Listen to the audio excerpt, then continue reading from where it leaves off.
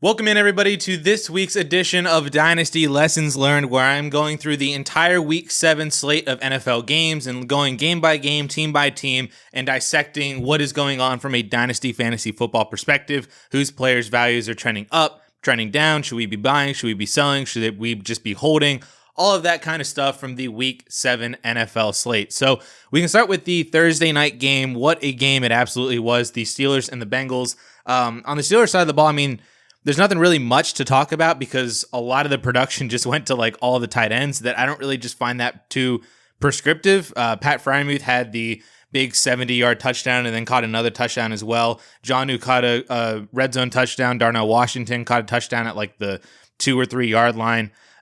So I'm kind of just throwing that out, more or less, throwing that production out. It was good for Aaron Rodgers, 250-4 with 2 interceptions, but 250-4, great streamer week for you if you needed it from a quarterback perspective, which is basically what Aaron Rodgers is.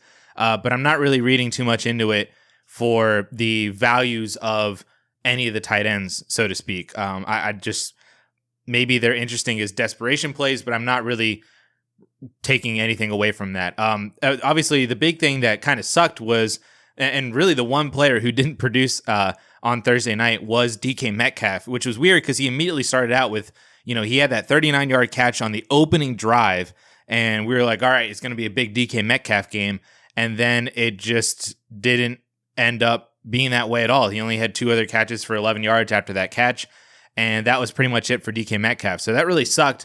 I still do lean towards buying DK because his schedule for the remainder of the year is really, really good, and I just think that a lot of the production went to the tight ends just because that's how the game script ultimately went. But I do still think that DK Metcalf is a solid wide receiver 3 with upside moving forward, essentially, like a really good flex play with some upside weeks, as we've seen the previous 2 games before this Thursday night, where he had like 4 for 90 and a touchdown and then 5 for 120 and a touchdown, stuff like that. Essentially, kind of like Jameson Williams. Like, I think that's what you're expecting out of DK Metcalf. JMO last year is DK this year. So I still think that's a decent buy if you can get him for less than a first-round pick. Jaylen Warren, also a really good buy for running backs. If you need a running back as a contender, his schedule for the remainder of the year is really good, including another game against the Bengals. So he had 150 yards, almost 160 total yards on 20 touches. Still has not found the end zone since week 1, which was a receiving touchdown. So he doesn't even have a rushing touchdown on the season, which I think is hindering his ceiling, obviously, from fantasy. But I think that's also what's contributing to making Jaylen Warren relatively cheap right now to go out and buy. So if he has some nice positive touchdown regression over the second half of the year, ends the year with, 5 or 6 total touchdowns, then that means he's getting, 4 or 5 touchdowns over the next 7 or 8 games here, essentially. So I think that Jaylen Warren is a pretty good buy for anybody out there that is a contender that needs to buy a running back. And if you can pay a second and third, that's essentially it for Jaylen Warren. On the Bengals side of the ball, all hell Joe Flacco, the new Joe Shiesty, the new Joe, is it Joe Furr? It's Joe Burr for Joe Burrow, but is it Joe Furr for Joe Flacco or Fleur? I don't know. Anyway, he has just reignited life into this Bengals offense. Jamar Chase, phenomenal. T. Higgins looks very startable now. He got 10 targets, 6 for 96 and a touchdown. Could have had that second touchdown, but he instead was a team player and just slid so that they could ice the game instead of actually scoring and potentially having Pittsburgh come back. So shout out to T. Higgins for not scoring a touchdown, but it would have been nicer from a fantasy perspective. But they're both great. Obviously, Jamar Chase is phenomenal. You can't use a top 2 dynasty wide receiver. T. Higgins is, I think, probably a solid rest of season play because Cincinnati's schedule is phenomenal for all positions. So if Joe Flacco is going to be doing this over the course of the second half, T. Higgins is going to be very viable as a wide receiver 2 with upside moving forward. So if you need that, I wouldn't pay a first for him. But anything less than a first would be great. Or if it's a value that is additive up to a first without actually giving up a first, that would be great for T. Higgins. And then Chase Brown, I know I mentioned last week because he was in my redraft buys video, Chase Brown was, that his schedule for the first 5 or 6 weeks was really, really tough. It was one of the most difficult schedules for all running backs involved, and he struggled. But then over the second half of the season, he has one of the easiest schedules for running backs. And I thought, maybe he doesn't have the top 10 ceiling that I thought he was going to have coming into the year. But if he's a top 24, fringe top 20 type of running back for the second half, I wouldn't be all that surprised. And you can get him very cheap for that type of production right now if he does actually do that. And 100 total yards on 13 touches. He didn't do anything on his receiving, but he had 4 targets, which is solid, especially if Joe Flacco is going to be throwing the ball 40 times a week. But if the offense is better and Chase Brown is able to be a little bit more efficient on that in a better offense, finds the end zone kind of like Jaylen Warren. Chase Brown, I don't think has scored since week 1 either.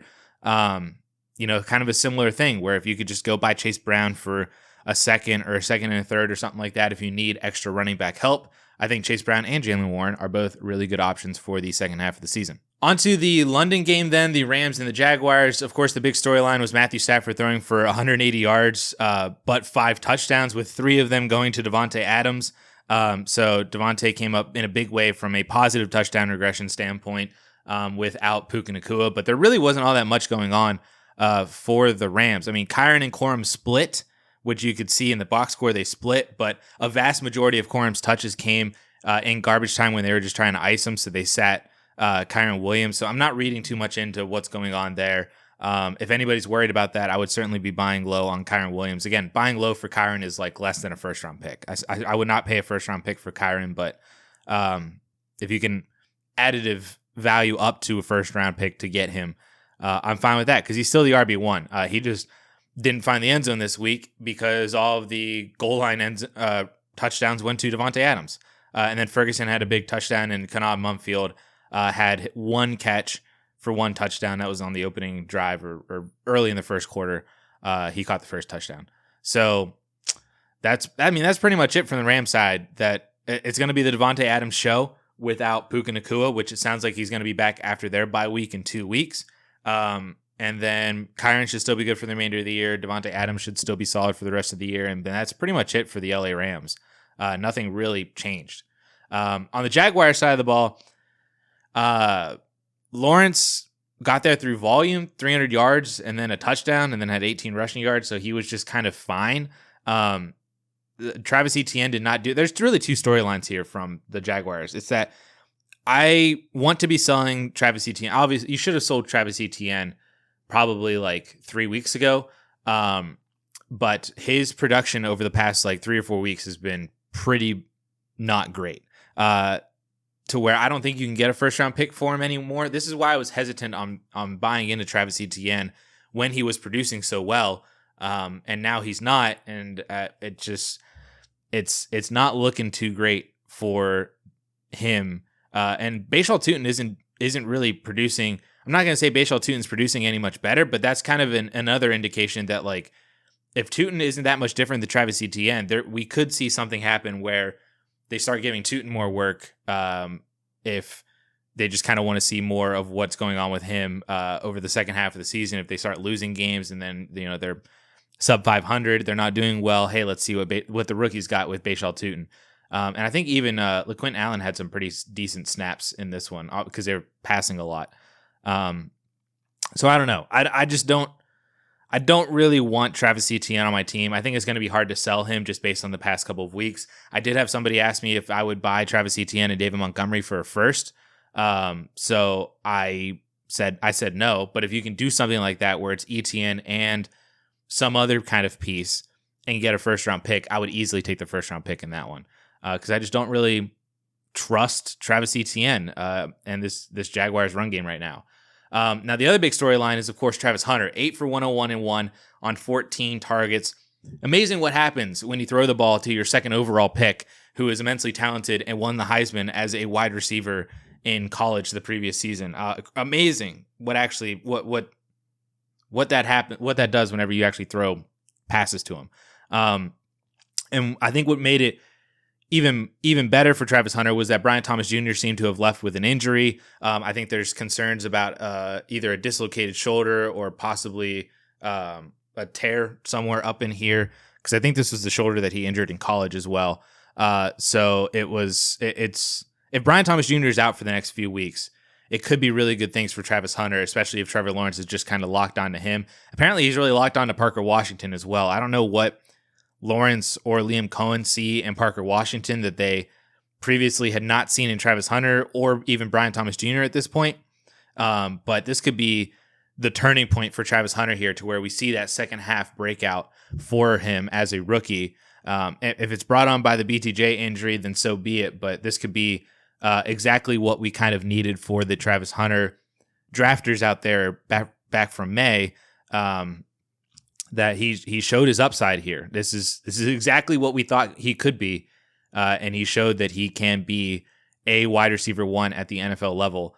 I'm not selling BTJ like low or anything like that. If you want to move off of him and try to pivot over to a better wide receiver, add a first to him to go up and get, I was going to say like Amon-Ra, or, try to get Nico Collins, who's down a little bit right now and also had a concussion.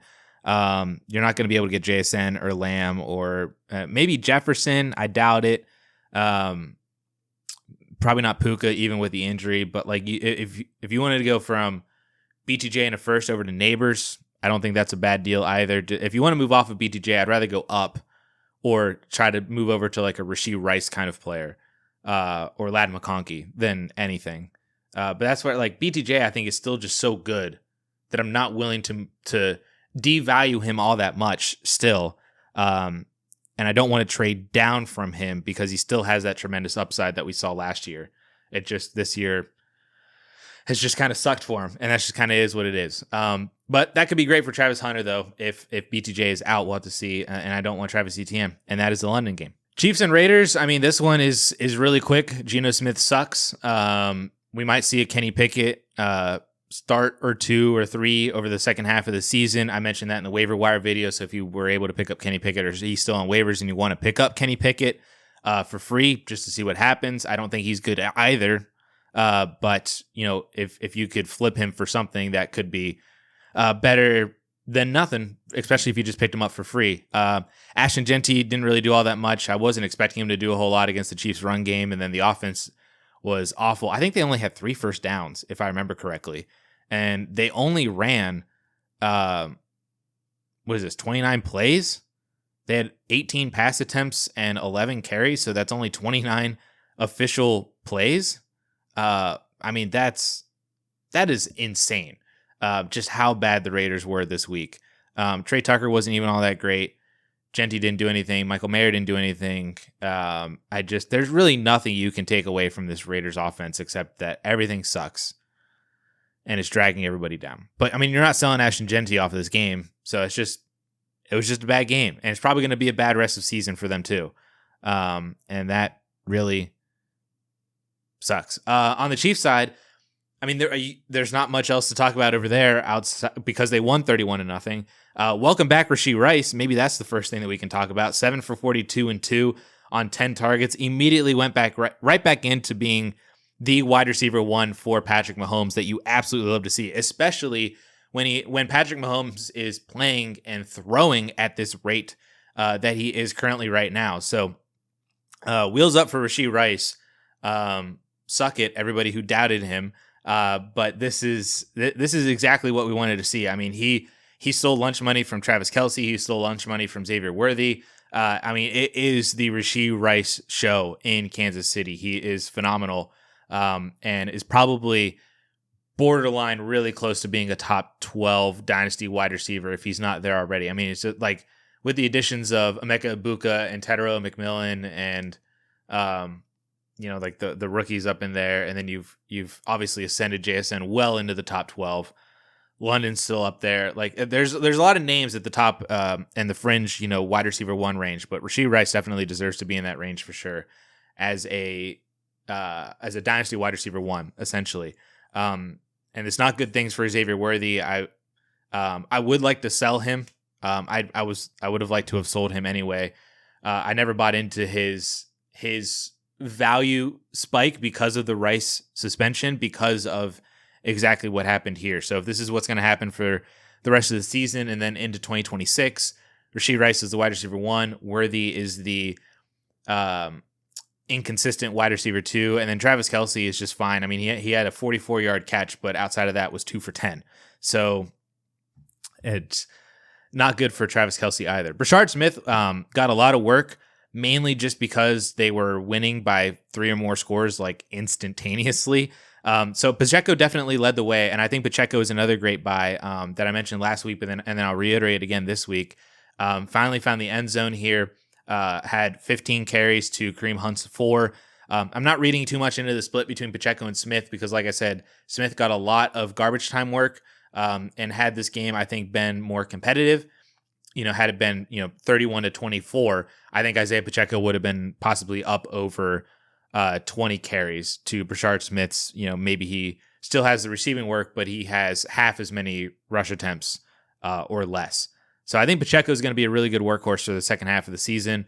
And it just sucks that he's going to lose that receiving work that he had at the end of 2023 and the start of 2024 before his injury. He's losing that to Brashard Smith, it seems like, because Smith is really, really good. So if you stash Smith, congratulations to you. He was on my rookie players to stash video with Gadsden and Torrey Horton and Phil Maffa, I believe. So far, hit on Gadsden. Seems like it's hitting on Brashard Smith.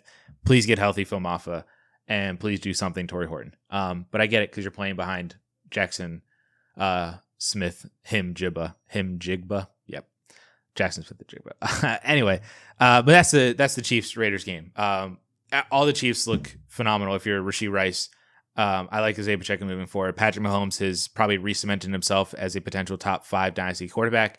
And that is great. Browns and Dolphins. This is another pretty much blowout game, 31-6. On the Dolphins side of the ball, you can't really take much away. Tua, not a great quarterback.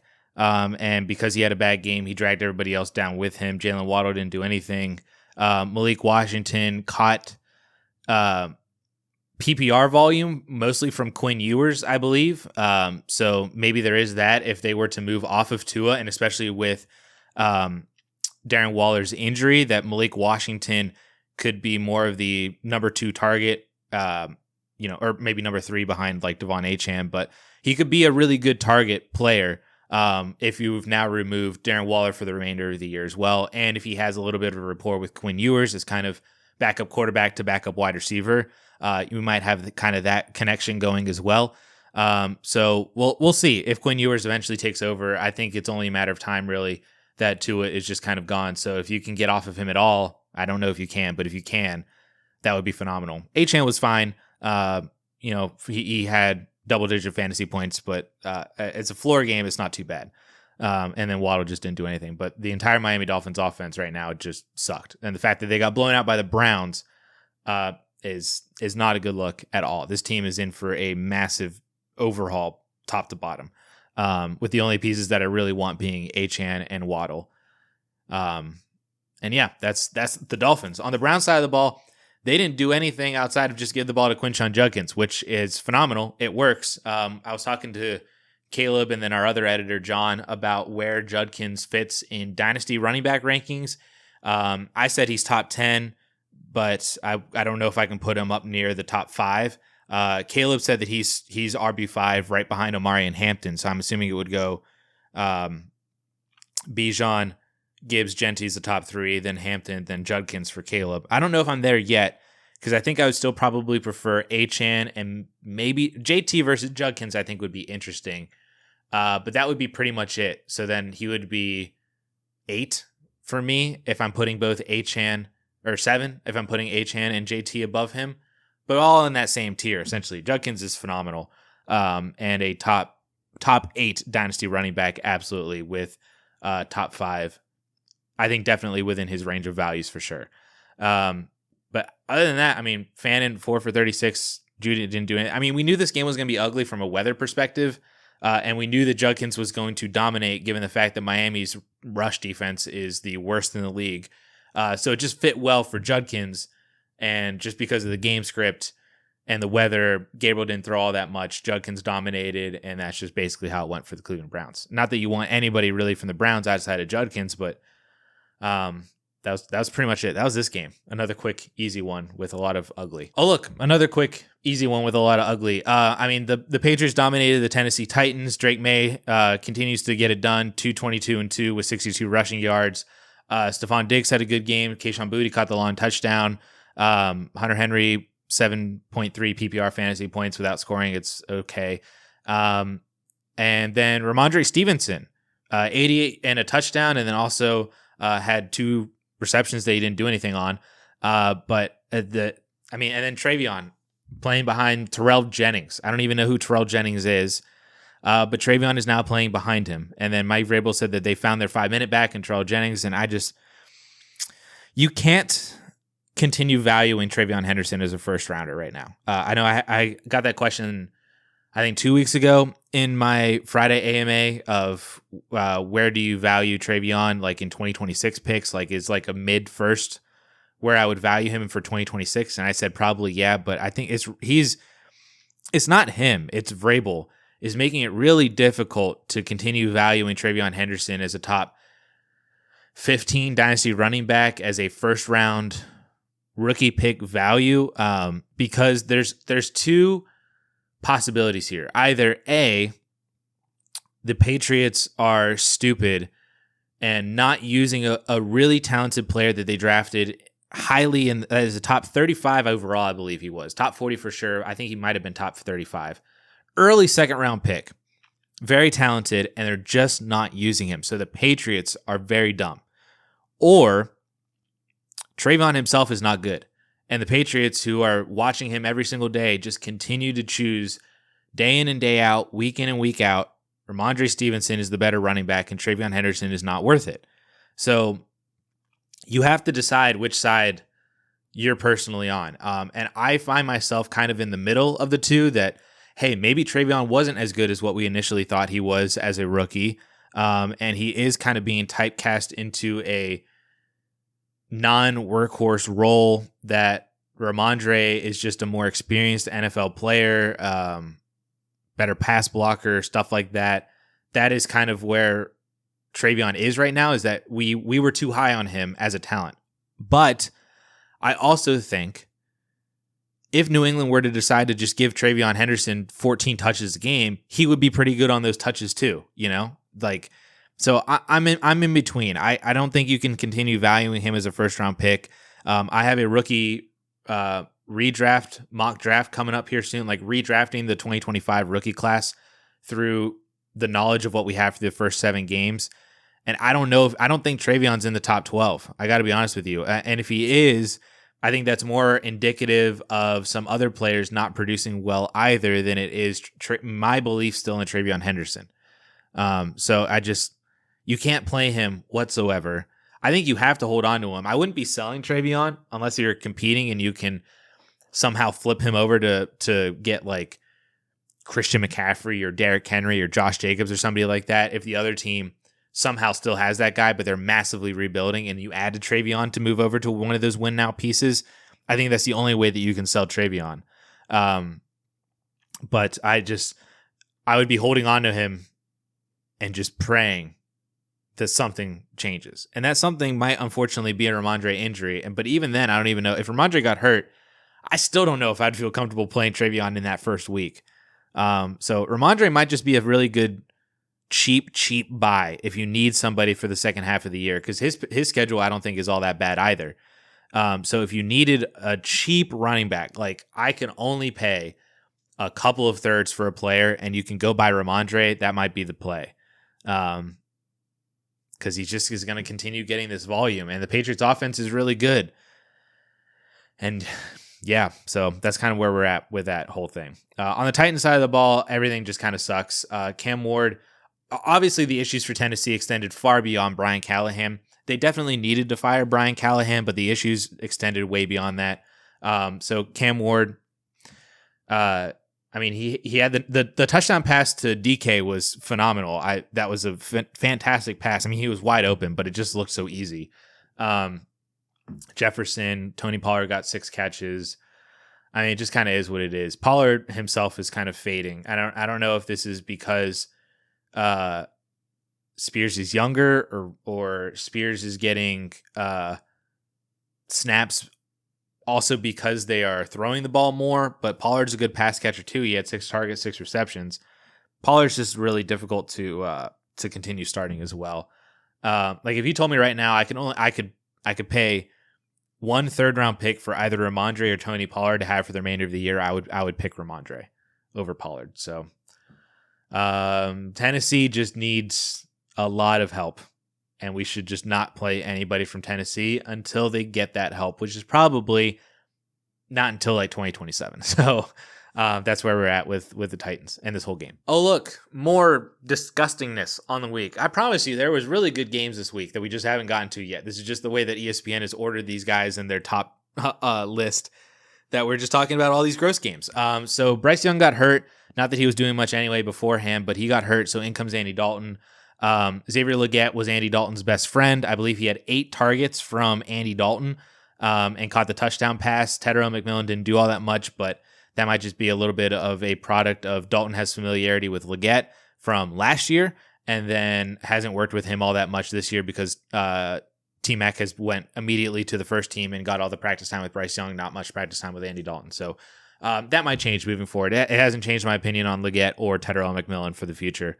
The more interesting thing, obviously, all eyes were on the split of Rico and Chuba Hubbard, which it started out, I think Chuba on the opening drive had 5 carries. He didn't do all that much, but he had the whole entire drive. And then I think Rico got the whole entire second drive. And then because Rico looked better, I think they just started going with more of the hot hand of Rico Dowdle. So that's why he ended up with more carries. Obviously, was way more efficient on those carries. Chuba had 1 extra target, 1 extra catch, 2 for 24 to Rico's 1 for 17. Rico's just, I think, the better player right now. And maybe that's just because Chuba, it was his first game back from injury. So maybe we can't read too much into his inefficiency versus Rico's super efficiency because Chuba was back, first game back from injury. But I mean, it does seem like based on the last 2 weeks we had without Chuba and then this week with Chuba that Rico is just the better player right now. I do think we get to a point though where, I mean, the Panthers aren't going to be winning many games moving forward, I don't think, and they're not going to be playing the Jets every single week. And Rico is a good pass catcher. Chuba is a good pass catcher as well. But I think we're going to see ourselves having a really ugly split between the two. I mean, we kind of already did right now. It's just the fact that they split 31 carries, which was good for both of them, or at least good enough for Rico on his efficiency, and Chuba didn't do all that much with it. But I fear that we're going to have still a really ugly split moving forward so that when the Panthers have bad games, you're not going to want to have had started either one of them. But it certainly seems like right now, had you held on to Rico and continue to start him and trust him, that seems to have paid out. But I'm not entirely out on Chuba Hubbard, especially from a dynasty perspective, because we talked about this last week. Chuba still has the extension. Rico is on a 1-year deal and will be a 28-year-old free agent, I believe, at the end of the year. So who knows if they re-sign Rico at the end of the year? Who knows what they do with Chuba Hubbard off his extension from last season? From a dynasty standpoint, Chuba, I still believe, is the safer running back to have for the Panthers offense for dynasty. If you're looking at a 2026 and possibly 2027 lens, although I wouldn't look that far for either one of these two running backs. But Chuba at least is younger and has the contract in his favor from a dynasty perspective. So there is that. It just might be that Rico is the better player now for fantasy, kind of like how Ramondre is the better player now for fantasy than Travion. Not to say that Chuba is Travion, but hopefully you understand what I meant by that. On the Jets side of the ball, guess what, guys? Justin Fields, still bad. Breece Hall, not great. No Garrett Wilson to throw to. The offense, not great. So Tyrod Taylor, I think, is going to be the starter moving forward. Maybe they give Fields one more week, but they have the bye week in week 9 because we're in week 8, so their bye week is next week in week 9. I don't know if Garrett Wilson is going to play this week. I think personally, if I were the Jets, I mean, you would like to see him out there because they need to win games to save Aaron Glenn's job. But you would also think that maybe they want to give him that extra week, sit him in week 8, week 9 bye for that extra week of rest, then you have him from week 10 on. So I don't know if Garrett Wilson is going to play this week or not. If he does, that's great. But I think we have to assume post bye week at least, if not even this week, Tyrod Taylor is the starting quarterback for the New York Jets. And that's probably a better thing for the offense, to be honest with you. I think that's personally a better thing for Garrett Wilson. Not to say that I super want Garrett Wilson on my Dynasty team still, and I don't really want Breece Hall on my Dynasty team, but if you have these guys and the offense is better with Tyrod Taylor, that's probably at least a good thing. So another gross game that we can move on from. Saints and Bears. On the Saints side of the ball, it's super easy. Spencer Rattler was fine, threw a lot of picks, almost had another one that the two Bears players collided on. That would have been a fourth interception had they not collided.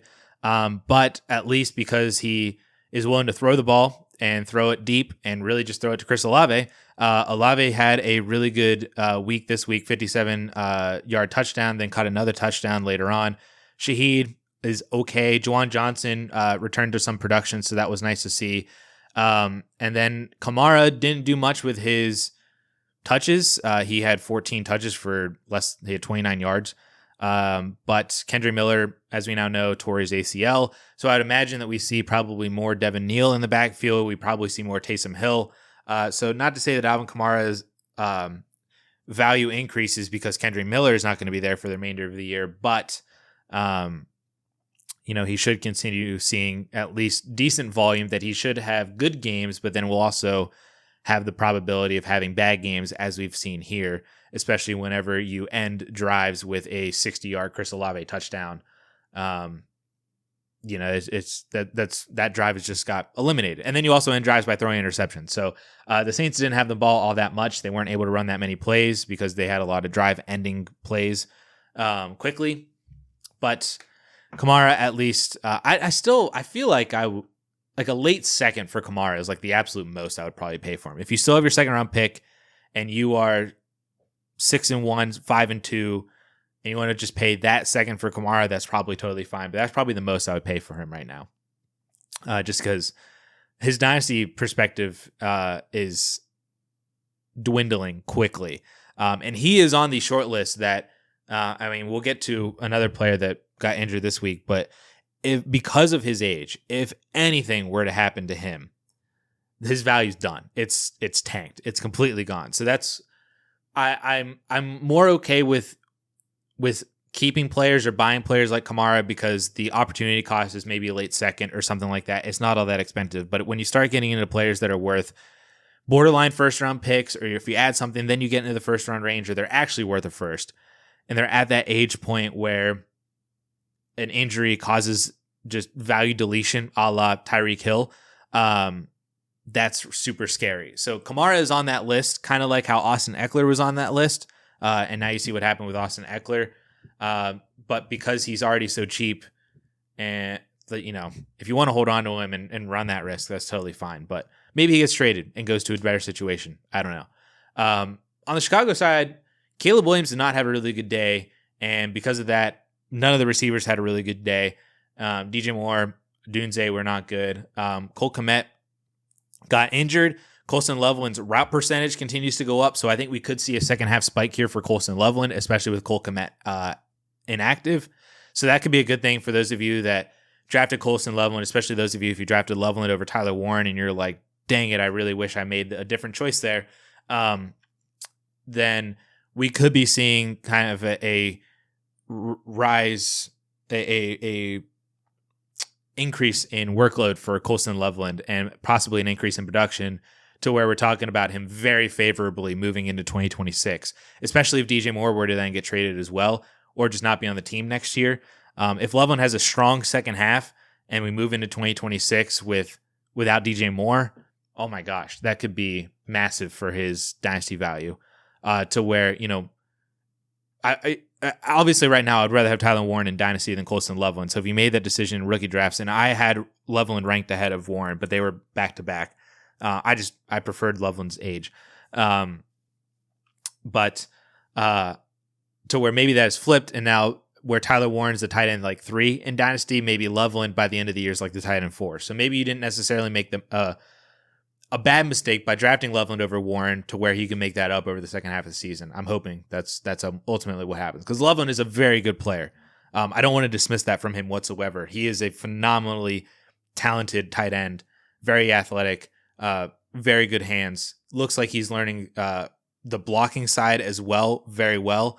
So this would be great for Loveland as a full, complete tight end with really good receiving upside. Obviously, the big story for the Bears this week, DeAndre Swift got it done for the second week in a row, 124 yards and a touchdown. Kyle Monangai, 80 yards and a touchdown. So this offensive line for the Bears seems to be gelling really well now. All the investments that they put into that offensive line with the center and the two guards, they seem to be figuring out their tackle situation post-bye week. If that offensive line is doing really well, that's going to be a good thing for DeAndre Swift and Kyle Monangai, both of them. So I don't know. This might be kind of, the comparison to the Detroit Lions is there, obviously, because of Ben Johnson and just because anytime you have a speedster and a power back complementary to each other, Sonic and Knuckles, you're just going to compare them to the Detroit Lions right now. But this is honestly probably what's going to happen where, in game scripts where the Bears are favored and they're up and they're winning, Monangai can have a really good game, kind of like how David Montgomery has good games in those situations. But that doesn't dismiss, the more electric running back also doing well. And if they were to find themselves in game scripts where they need to throw a little bit more, that could lend itself to more of DeAndre Swift's skill set. Not to say that Monangai isn't a pass catcher, but that seems to lend itself more towards Swift's skill set. And Swift is the RB1 over Monangai. I mean, Gibbs, I think, is the RB1 over David Montgomery, maybe situation dependent, but it seems like in most situations, Swift is the main RB1 for the Chicago Bears, and then Monangai comes in and has maybe a drive here or there or some different opportunities inside the red zone. But Swift seems like a really good buy for the second half of the season right now. Like if you can pay a second round pick for DeAndre Swift or a second and a third or 2 seconds for Swift, I'm not totally opposed to that right now. Monangai could be another good buy too if you can get him for less than a second. But if you need running back help, DeAndre Swift seems to be kind of getting it done.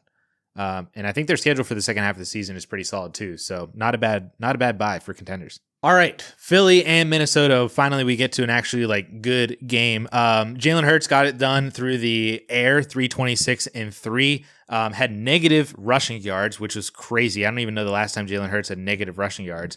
But 326 and 3 is phenomenal. Devonta Smith, fantastic. AJ Brown, fantastic. And that is pretty much it. Saquon Barkley didn't do all that much. And for the nth week in a row, I don't know how many times I've said this in this video now, but Saquon Barkley is on a must-sell list for Dynasty.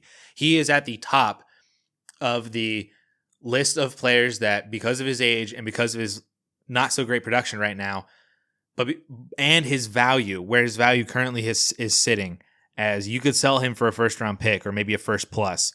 If anything were to happen to Saquon Barkley for the rest of the year, as we've seen these season-ending injuries happen, knock on wood that doesn't actually happen. I just hit the light control switch. Knock on wood for Saquon Barkley that doesn't actually get hurt. But if anything were to happen, his value, I wouldn't say his value would tank, as in we may never see him again. He would medically retire, like my fear is happens with Eckler and Tyreek and now possibly Mike Evans. If Saquon were to have something that would be a season ender, he wouldn't retire from that. But his value would certainly go down drastically. So I would be flipping Saquon Barkley for a first-round pick. I would be trying to see what I could do to move off of him to move over to, I was going to say CMC, but I think that's impossible now because he's probably on a contender. Maybe Derrick Henry, maybe Josh Jacobs. Those don't even seem all that possible either. Saquon's in a free fall right now, and I just don't know how it's supposed to get better. Minnesota is a defense that you're supposed to be able to beat through the ground. And it just did not happen. And I don't want Saquon Barkley on my team. But the Eagles is really easy. It's Hurts, AJ Brown, Devonta Smith. Goddard didn't do all that much this week, and Saquon didn't do all that much this week. But that's pretty much it for them. Carson Wentz on the Vikings side of the ball, 300 yards, threw 2 picks, didn't throw a touchdown, but hyper targeted Jordan Addison, which I think is more indicative of Quinyon Mitchell being on Justin Jefferson as more of the outside wide receiver, and then Addison kind of moved around a little bit more, so he was more on Adoree Jackson before he got hurt, and then Keely Ringo. So I want to be targeting wide receivers against the Philadelphia Eagles defense, but if you can figure out which wide receiver is going to get Mitchell, that's probably not the best play. The better play is probably the other one. As we've seen, like Lamb absolutely torched Philly because Pickens was on Mitchell. And I think Puka Nacua absolutely torched Philly because Adams was on Mitchell. So, and now as we're seeing it, Addison torched Philly because Jefferson was with Mitchell. So I think we're starting to see a pattern there with that. So keep note of that moving forward. But yeah, I mean, not to say that Jefferson had a bad game. He had 13 fantasy points. But catching a touchdown would have been extra nice, but they just didn't because Jordan Mason found the end zone, and that was pretty much it for this game was easy because the guys were the guys, and they all mostly produced pretty well, especially the receivers. And then Mason scored a touchdown that Saquon Barkley did not. But I mean, yeah, it'll be interesting to see how much longer they continue going with Carson Wentz because it seems like they're really letting McCarthy take his time to come back, which I think was smart. But I'll be curious to see what happens when McCarthy comes back, because if McCarthy is producing more like what we saw him at the beginning of the year, sans that fourth quarter against the Bears, that was not a good thing for Jefferson, not a good thing for Addison, not a good thing for TJ Hawkinson. So Wentz is at least giving them fantasy points that I'm concerned may not be there with JJ McCarthy, but we'll have to see. All right, Colts and Chargers. Man, what a game this was. The Colts are legit. They seem like a very legitimate offense. It's taken 7 weeks to basically confirm that. I mean, most people probably knew that after 4 or 5 weeks, but the Colts are legit, man. Daniel Jones, 288-2. He just looks confident. He looks good. Like he's this year's version of Sam Darnold.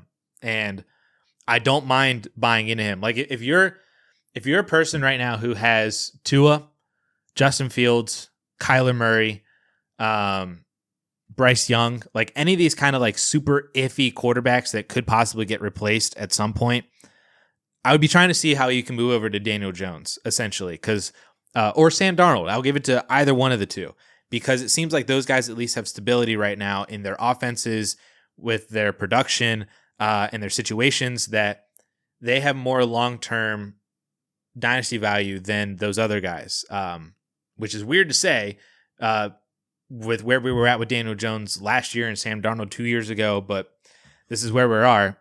Don't give up on these quarterbacks too early, which is weird for me saying that. Like, I'm giving up on Kyler and Tua and Bryce Young.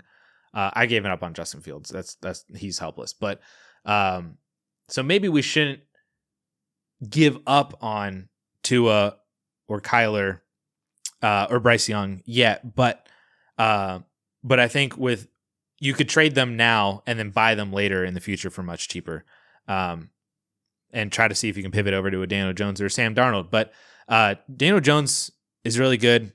Or I wouldn't say really good, but he's pretty good. Michael Pittman continues to get it done. He's pretty good. Tyler Warren, really good. Alec Pierce in the week without Josh Downs, also pretty good, 5 for almost 100. So the receivers are all getting it done for Indianapolis. They're all really good buys. Pittman especially just continues to be a really good buy. Obviously, Tyler Warren is the tight end 3 in Dynasty, maybe even higher. He's pretty good. Jonathan Taylor is phenomenal. 3 rushing touchdowns. So he also had 3 for 38 through the air. So I mean, he added essentially 1 touchdown through the air through his receiving work, 3 for 38, and then he scored 3 actual touchdowns on top of rushing for almost 100 yards. So he is incredible. Congratulations if you bought him in the offseason at a probably cheaper than he should have been price, because he's probably going to win your league. So the Colts offense, man, just I'm good with having pieces of the Colts offense right now. I'm also good with having pieces of the Chargers offense. Justin Herbert had to throw the ball 55 times for 420 yards and 3 touchdowns. Holy crap. So obviously, when you're producing like that, pretty much all of your wide receivers and tight ends are going to be really good. Keenan Allen was really good. Ladd McConkey was good through volume. Quentin Johnston was not that great first week back from injury, but he did find the end zone, so he at least saved you there. He had 11 PPR points, and it was first week back from injury. So I was a little bit hesitant with him because of that injury. I wasn't sure what he was going to look like. But the Colts defense is definitely one that is very beatable through the air, and we just saw it. And I can't forget to mention my boy Oronde Gadsden, man. Holy crap. 7 for 164 and 1. oh man, I mean, he's going to be very good. The Chargers definitely got a stud at a massive discount as a 5th round pick in rookie drafts, or in the NFL draft, and you got a stud as a 4th or 5th round rookie pick in rookie drafts. Oh my gosh. I usually have decent odds of like hitting on a player that's like, oh, they exceed expectations. Like I was really in on Elijah Mitchell. In his rookie year, he really exceeded expectations. I liked Tyrone Tracy last year. He exceeded expectations for sure. There's others, like I was really big on Aaron Jones in 2017. That was pre-marker system. But I loved Aaron Jones, had him all over the place. Same with Kenny Golladay. So like I've had some pretty good hits for late round rookie picks. But Oronde Gadsden, if he actually turns into like a legitimate like top 5 or better dynasty tight end, that's probably my best hit of all. Cause holy crap, man. So I'm just very happy that I was able to, every time I get a notification, and it's a comment from somebody saying, thank you so much for, continuing to advocate for Oronde Gadsden all off season. I was able to draft him in these rookie drafts. I picked him up off of waiver wires in these dynasty leagues. He went undrafted. Then my league, shut off waivers until the start of the year. So then I picked up Gadsden before week 1. Every single time I get a notification like that, my heart is just so happy because I was able to help you guys with that call. And he is phenomenal. So I'll pat myself on the back and thank you guys for patting me on the back for that one. Just Phil Maffa, man. If we can get Phil Maffa healthy in the Cowboys offense, it would be incredible. But Oronde Gadsden looks so freaking good. And Justin Herbert trusts him. Harbaugh trusts him. I mean, oh my gosh. Incredible. So that's the Chargers-Colts game for sure. Everybody was really good in this game because it was a super high-scoring game, a lot of production, and love to see it. I want pieces of all of this offense, of both of these offenses. Speaking of a crazy game with a lot of really good production from a lot of people, Giants and Broncos. I don't even know what happened in this game, to be honest with you, because it was insanity from the beginning, but then the last 5-6 minutes of the game were even more insanity than anything. From a fantasy perspective, Jackson Dart absolutely got it done. I mean, 283-3. He didn't do any rushing. He did have a rushing touchdown, but he didn't have the yardage that he had in his first few starts. But 283-3 through the air with a touchdown. From a fantasy perspective, he was phenomenal. Film, NFL-wise, not that great. He had a lot of turnover-worthy plays. I mean, on that last drive, the one that he got bailed out on from the pass interference on the 1-yard line that they then scored on, to go back up to get to 32 points. Man, every single one of his passes. Somebody needs to tell Jackson Dart that he doesn't need to throw the ball 50 yards downfield every single time on a game-winning drive. Like, he can get chunk plays by 10, 15 yards at a time and not have to throw it to the end zone instantaneously, because he should have had probably 3 interceptions on that drive alone. But he was great. Scadaboo was pretty solid, had the receiving touchdown as well. Theo Johnson found the end zone. Dallin Bellinger found the end zone. Wandale was good from a PPR standpoint. So basically everybody, even Tyrone Tracy, if you had to start him, was good in this game. So everybody from the Giants side of the ball was pretty good. But Jackson Dart and Cam Scadaboo obviously lead the way, and Wandale's a good buy for the remainder of the year if you needed a cheap wide receiver. On the Broncos side of the ball, I mean, Bo Nix was phenomenal from a fantasy perspective because of that fourth quarter. He saw J.J. McCarthy's week 1 and said, bet I can do that even better. And had, obviously 50 yards and 2 touchdowns to the ground, 279 and 2 through the air, which the touchdowns went to RJ Harvey. That probably didn't really help anyone. Went to Troy Franklin. Maybe that helped somebody. Mims and Sutton were great from a PPR standpoint. They both had basically 14 and a half PPR points. Would have liked to have seen a touchdown for Sutton, though. But, I mean, you can't be upset with the end of game results. I was probably upset with the Broncos for the majority. Even Dobbins had a good game for fantasy. I mean, good, NFL game, fantasy-wise, 9 points, but not terrible. To to where, I mean, yeah, if Bo Nix has to throw the ball 50 times a week, that's great. And they get the Cowboys next week. So that's going to be fun. You should probably run it back with Bo Nix and Cortland Sutton. I'd probably be looking to sell Bo Nix, honestly. I am slightly worried about just what he's been doing this year, because he did not look good for 75 to honestly 85% of this game. He did not look good. So if you can I probably wouldn't sell him. I would start him this week against the Cowboys, but then after that, if he has a good game against Dallas, I would see if that could elevate you up a different tier at the quarterback position. See if you can go up to Mahomes, or if you're rebuilding, maybe you can move over to Joe Burrow or something like that, or move up to a Jaden Daniels or somebody a little bit easier if he has two really good games. So I think I lean more on the sell side of Bo Nix. He's probably on a scale of 1 to 10, with 10 being massive sell, he's probably 6.5 or 6.75. So that's probably where I'm at with Bo Nix for Dynasty. But I've kind of been there. I've been at around a 5 to 6 just in general, but I'm scooting up a little bit higher because he just hasn't looked great this year. Packers-Cardinals, Jordan Love had a pretty mediocre game. Josh Jacobs was great. Romeo Doubs had another really good game. Tucker Kraft found the end zone, so he was great again. Matthew Golden, 4 for 37. Well, maybe Matthew Golden is better, more consistent now because of Wicks's injury. But that target share gets condensed down between Doubs, Kraft, and Golden a little bit more. But I mean, there's really not much to talk about from this game. Josh Jacobs was great for fantasy. Tucker Kraft was pretty good. Jordan Love not as great, but I mean that's just kind of it from the Green Bay Packers offense. We've known this, and we just saw more of the same. From the Cardinals side of the ball, Jacoby Brissett producing pretty well. Obviously, when you just throw the ball 13 times to Trey McBride, good things usually will happen. Marv didn't have a great game, but he was in concussion protocol all week. I wasn't really expecting that good of a game, especially against the Packers defense. So not really taking too much from that. Zay Jones had a couple big catches for them. Bam Knight operating as the lead running back still, 17 total touches, doesn't do all that much with them. 4.1 yards per carry is fine. But I mean, the Cardinals offense just also kind of is what it is right now. Marvin Harrison Jr. is a wide receiver 2 with upside. McBride is a top 2 fantasy tight end. And we'll have to see what they do with Kyler Murray, because I think they're on a bye this week. And then they get Dallas in week 9. So we'll have to see what goes on there if they decide to bring Kyler Murray back.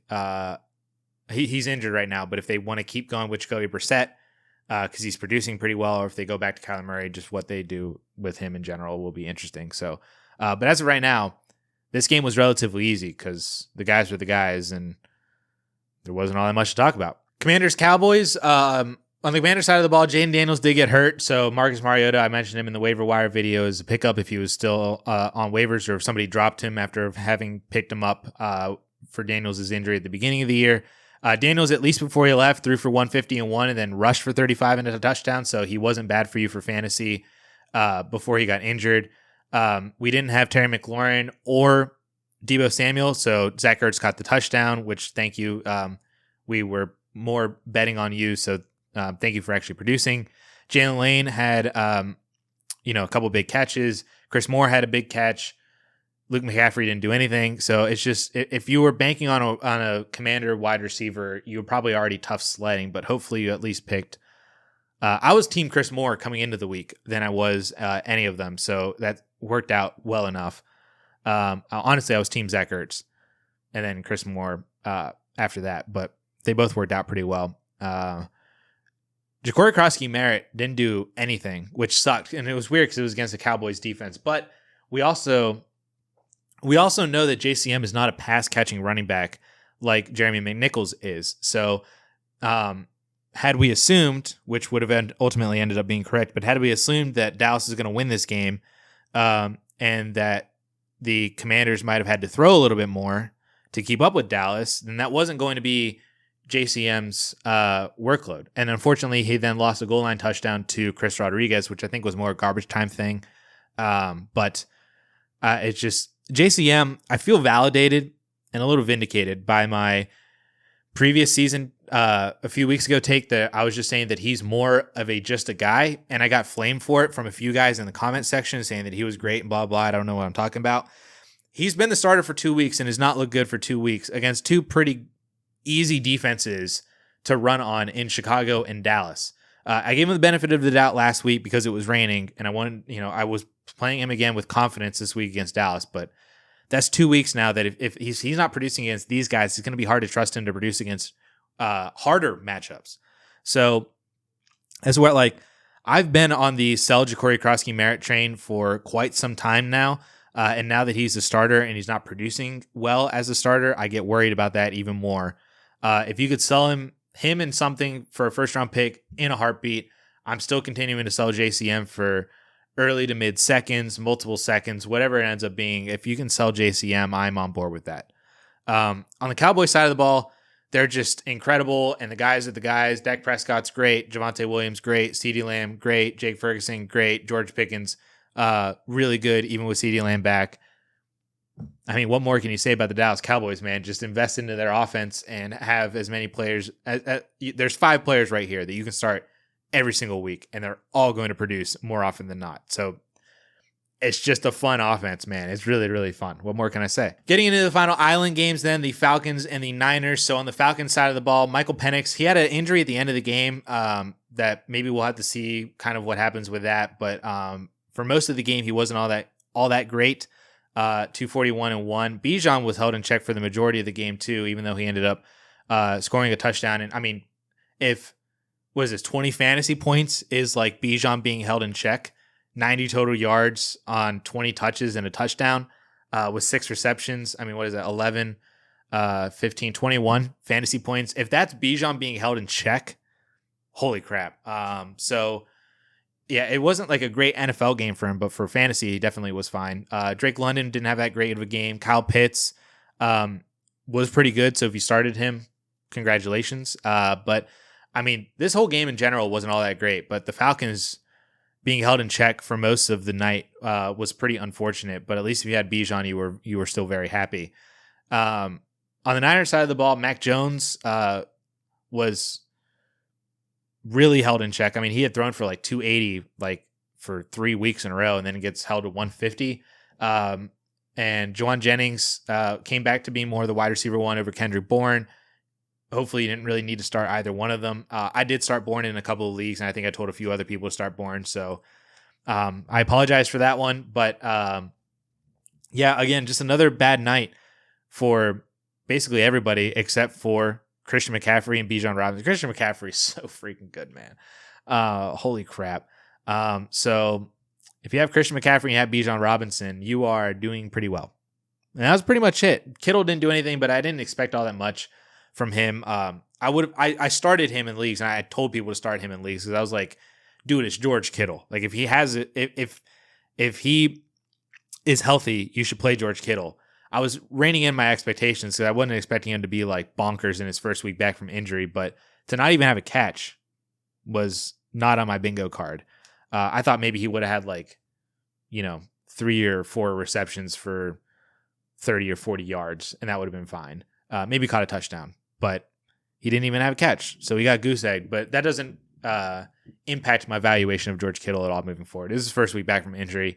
And just was not a good night for the Niners unless your name was Christian McCaffrey. Buccaneers and Lions. On the Buccaneers side of the ball, Baker Mayfield was okay, 228 and a touchdown. I think he was really missing most of his wide receivers for the night. And I know that like Ibuka and Mike Evans played, but Ibuka kind of looked a little hampered. He had 12 targets, but only caught 4 for 58. Tez Johnson ended up catching a touchdown, which was good. So if you played Tez Johnson as a desperation play, he worked out for you. Sterling Shepard even wasn't that bad. I mean, he had 9.5 PPR points because he had 7 catches. So if you started him, he wasn't terrible either. If you started Cade Otton, that was pretty good. Rashad White wasn't good, but I kind of expected that against the Lions' really good run defense for Rashad White to not have a good game. But then obviously the big storyline is the Mike Evans broken collarbone.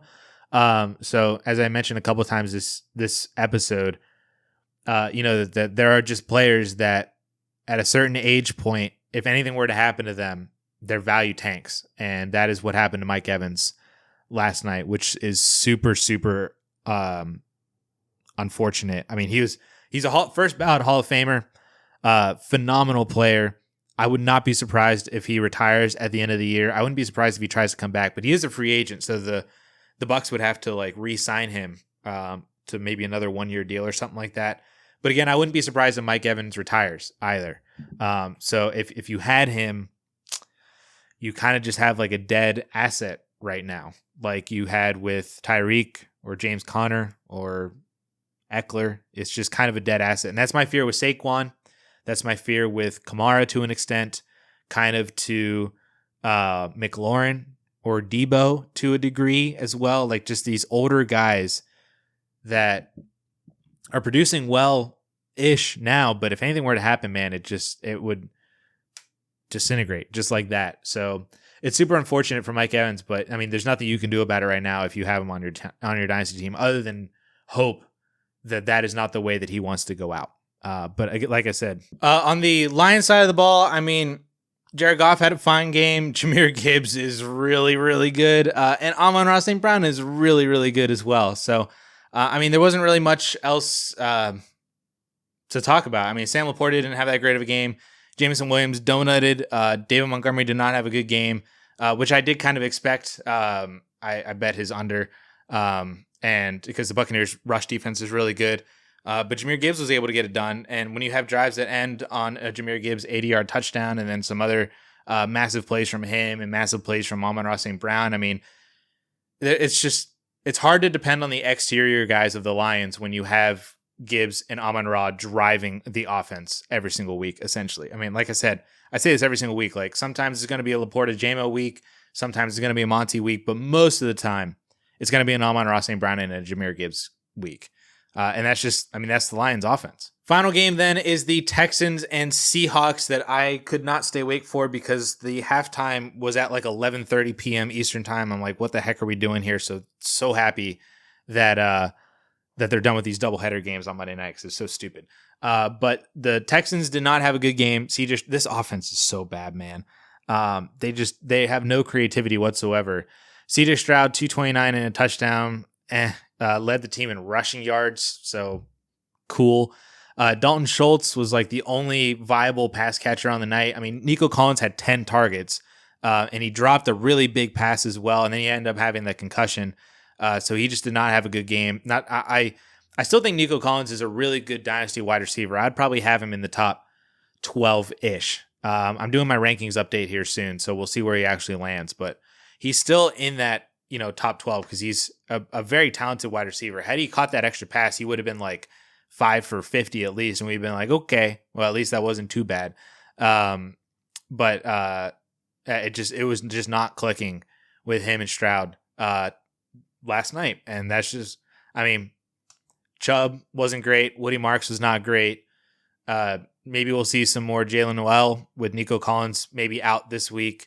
Jaden Higgins can't do anything, so I don't really know what to do with this Texans team right now. The only player I want is Nico Collins. I feel like this is so similar to, this is like the bougie version of the New York Jets, where the only player I want on the Jets is really Garrett Wilson, and the only player that I want on the Texans is really Nico Collins, and that's pretty much it.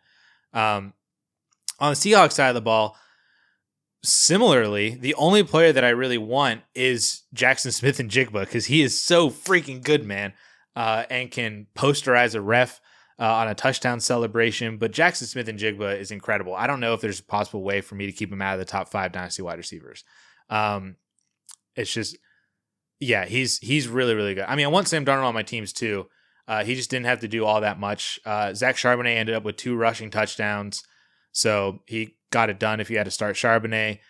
Kenneth Walker had a really bad start to the game, but then I was looking at the box score and then watching a little bit of the second half this morning, and to see him at 17 for 66 with how he started was relatively impressive. Kupp only had that 130-yard catch. Barner didn't do anything. It was actually more of an Elijah Arroyo week, but really it's just every week is a Jackson Smith and Jigba week. He's so good, man. Honestly, he might be like the 4th most talented wide receiver in the NFL, like behind Chase, Jefferson, and Puka in terms of just like raw NFL talent right now. And JSN might even be better than 1 or 2 of those guys. I don't know. It's just, I mean, he is nasty. His route running is insane. Put him up against man coverage, you're going to lose every single time. Put him up against zone coverage, you're going to lose every single time. Holy crap, man. So, I mean, that was pretty much the Monday night game. And this one wasn't anything special. Neither games were all that much special from a dynasty and fantasy standpoint. But most of the top performers just performed, and that was mostly good for us. So that's going to wrap it up for the Week 7 Dynasty Lessons Learned. I appreciate everybody for tuning in and watching. I will be back for the Friday AMA this week. I was missing last week because I had to fill in for John Paulson on the 4 for 4 live stream at the exact same time and could not figure out a different way to stream on DLF at a different time. So couldn't stream last week, but we'll be back again this week, Friday at noon Eastern time for a live AMA. And I appreciate everybody for watching all the videos, supporting all of the content, and hit that like, subscribe button, all the YouTube things, and we'll catch you guys in the next video. Peace.